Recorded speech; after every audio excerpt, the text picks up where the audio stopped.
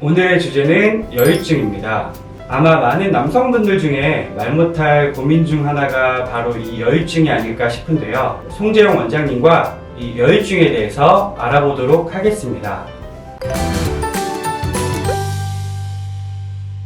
원장님, 여유증이 도대체 뭔가요? 여성형 유방증, 유방이 여성처럼 발달하는 것. 그거를 이제 여유증이라고 하는데요. 여유증이 생기는 원인으로는 유전적인 원인도 있고 사춘기 때 일시적으로 이제 발달할 수가 있는데 성인까지 지속하는 그런 경우도 있고 남성 호르몬과 여성 호르몬의 불균형, 여유증을 유발하는 약물들이 있어요. 그 약물들을 드셔서 생기는 경우도 있습니다. 지방 조직으로만 생긴 여유증, 그건 이제 가성 여유증이라고 하고요.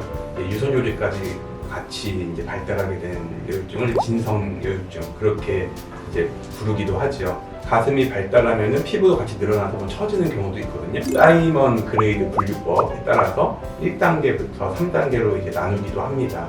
겉으로만 봐서는 이게 지방으로만 돼 있는 건지 유선 조직으로도 돼 있는 건지 잘 알 수가 없어서 초음파 같은 검사를 통해서 유선 조직이 얼마큼 또 발달했는지 그런 걸 또 정확히 알아볼 필요가 있습니다. 일단 여유증이 있다고 해서 꼭 다 수술을 해야 되는 건 아니고요. 통증이라든지 그런 증상이 있다든지 미용상 보기가 싫어서 스트레스를 받는다든지 그런 경우에 치료를 할 수가 있죠. 살을 빼거나 호르몬 치료를 받거나 아니면 약물을 끊거나 그런 걸 먼저 하는 게 우선이고요. 그 후에도 만약에 해결되지 않는다고 하면 이제 수술로 이제 해결을 할 수가 있는데 일단 지방 흡입으로 지방을 제거를 하고 유선 조직은 이제 절제 떼어내는 거죠. 그런 이제 수술 방법을 이제 하게 됩니다. 여유증이 의심이 돼도 혼자 상담을 가기가 쉽지 않을 것 같아요. 혹시 좋은 방법 없을까요? 그 남자분들이 성형외과에 온다는 것 자체가 아무래도 조금 꺼려지고, 특히나 이제 성형외과에 가게 되면은 직원분들이 여자분들이 많으시니까 또 가슴을 이렇게 좀 상담하고 보여주기가 좀 꺼려져서 소갈이 하시는 분들이 많은 것 같아요. 저희 기린 성형외과에서는 그 남자 직원과 원장으로만 구성된 여유증 전담팀이 있어서 상담에서부터 수술까지 진행을 하고 있습니다. 혹시 마른 사람도 여유증이 생기나요? 그렇죠. 많은 사람들이 생길 수가 있는데요.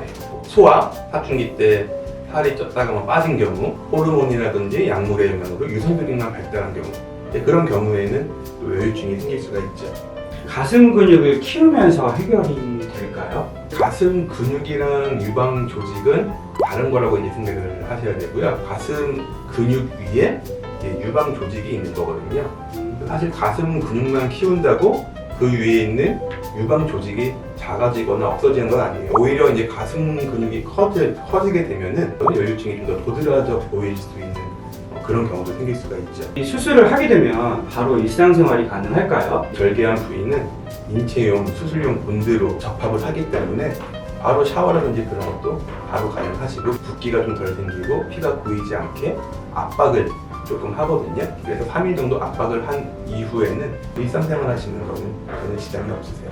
여유증으로 고민하시는 남성분들에게 한마디만 해주세요. 사실 여유증은 이렇게 논문에 따라서 남자분들 40%에서 많게는 65%까지 가지고 있는 이제 증상이라고 하거든요. 이 여유증이 나만 가지고 있는 이상한 병인가 그렇게 고민하시지 마시고 치료를 받아야 되는 건지 받으면 또 어떤 치료를 해야 되는 건지 병원 많은 그리고 시스템이 잘 갖춰져 있는 그런 성형외과에서 상담을 받아보시면 너무 그렇게 걱정하실 거는 없을 거예요. 오늘은 여유증에 대해서 송재영 원장님과 같이 알아보았는데요. 여유증으로 여름에 반팔도 잘 못 입고 수영장도 잘 못 가시고 늘 스트레스만 받으셨던 분들, 이제는 여유증 수술로 자유로워지셨으면 좋겠습니다. 다음 영상도 기대해주세요.